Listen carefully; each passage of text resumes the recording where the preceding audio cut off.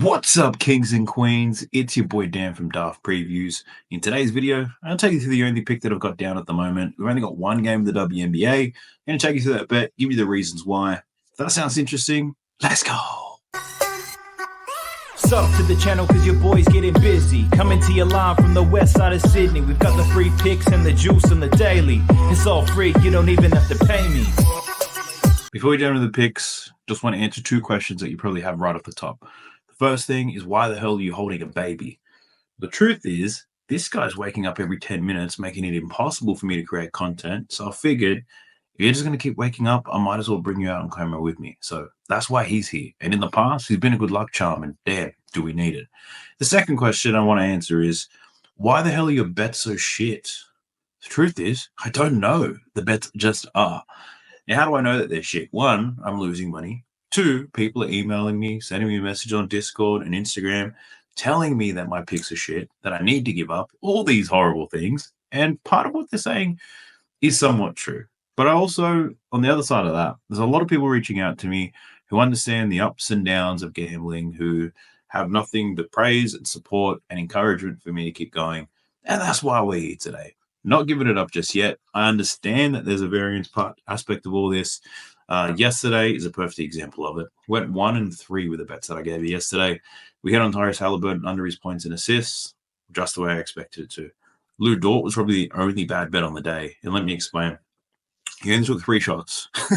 I needed him to make 3 3-pointers. He didn't shoot 100% from the field today. They used Lou Dort in a lot of back screen action. He was setting a lot of screens for Wiggins, for Caruso, for Jalen Williams, for Chet. And I don't understand why. Well, I do understand why. I just didn't anticipate it happening. It was a bad bet. It was a bad read. He didn't get close. I apologize for that. Then we lost the 2 bets on the WNBA. And these ones, I thought they were pretty good bets when I wrote them. They were pretty good bets when I submit the bet.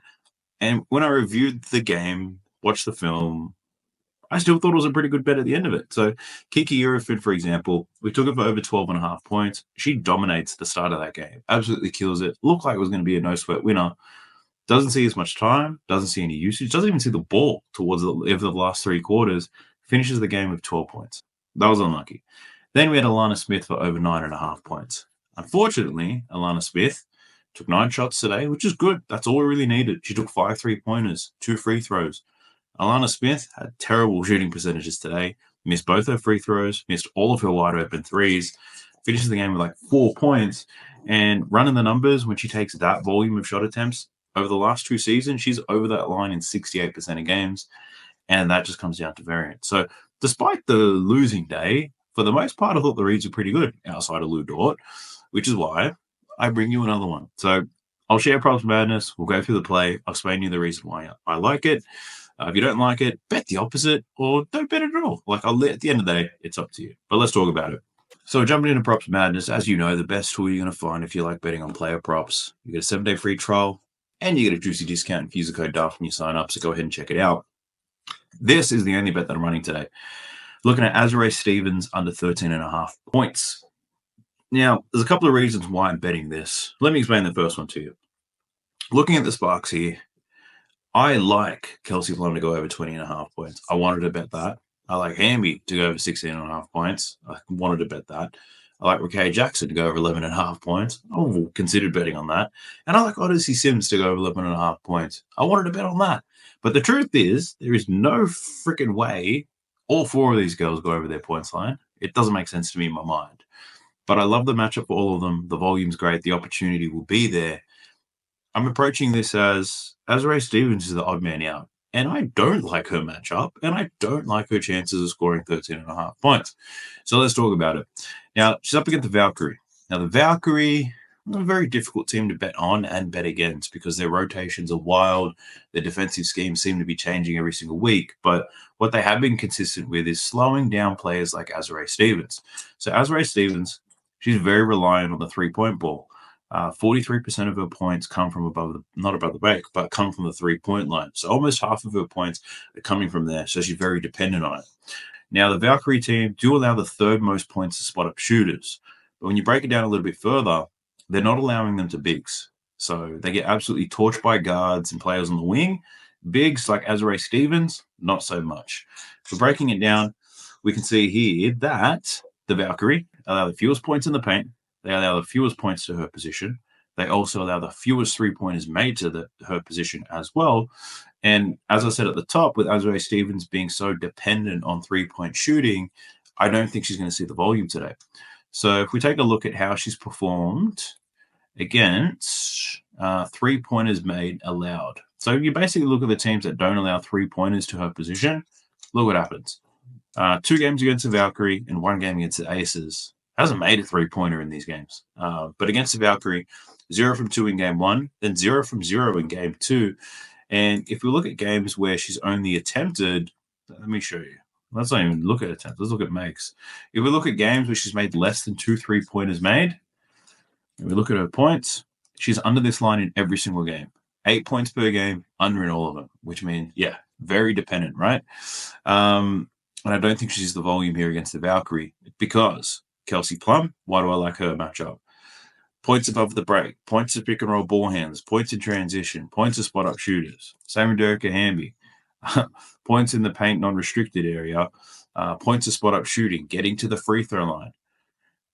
Rickaria Jackson, very much the same. Spot up shooting, pick and roll ball handler, out in transition. Like Odyssey Sims, very much the same. Pick and roll ball handler, free throw, spot up, transition. Like all of them have a fantastic matchup against the Valkyrie. Was Azurá Stevens. I don't think she does. I question whether she's going to get the volume or not. So instead of blindly picking one of those girls to go over, I thought, let's be brave. Let's bet another under today and see if we can make this happen. I was tossing up Azurá Stevens under her points or under in three-pointers made, but I figured if she's going to go under her three-pointers made, she's going to go under her points prop anyway, where there is a world where she can hit 2 three-pointers but still happen to go under her points prop. So I'm going the under 13.5. The other one that I did consider betting on is Kate Martin from the Golden State Valkyrie. Thought process here is that she's going to see more opportunity than she has seeded many other games, and that's because Tiffany Hayes is still out. But Xander Lassini, she's actually been suspended for a couple of weeks because she's gone to Eurobasket. So Kate Martin's probably going to play 25 minutes in this game. She's only played 25-plus minutes once this season, and that was against the Aces in the last game, where she scored 12 points, took 11 shots. Very small sample size, so I probably won't jump on that. We'll see. Look, the other thing I'll call out, this is a late game. This game starts at 12 p.m. my time.